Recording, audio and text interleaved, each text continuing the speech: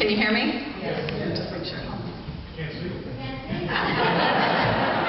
It was going to be audio only, they didn't tell you? I was asked to speak to you. First of all, I want to thank the Tea Party for inviting me here to speak today. I appreciate it. And I want to thank all of you in the audience for taking time out of your busy schedules to educate yourselves on this important topic.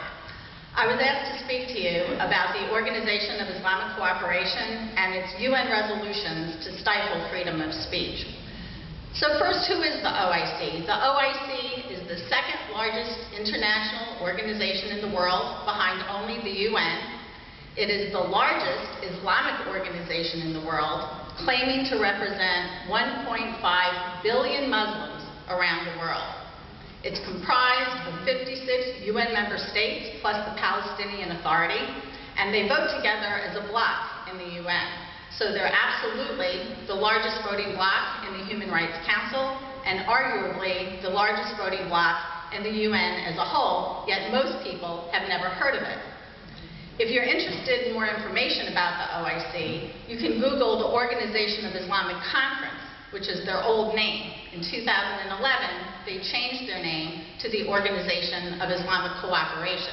But their mission remains identical to what it was previously. So at the end of my speech, I'll let you decide whether or not they're cooperating, and if so, with whom. The OIC presents itself as a moderate organization, but in fact, it's an Islamist supremacist organization whose long-term vision is the worldwide implementation of Sharia law. As such, its top priorities are the supremacy of Islam and what's in the best interest of the Islamic Ummah.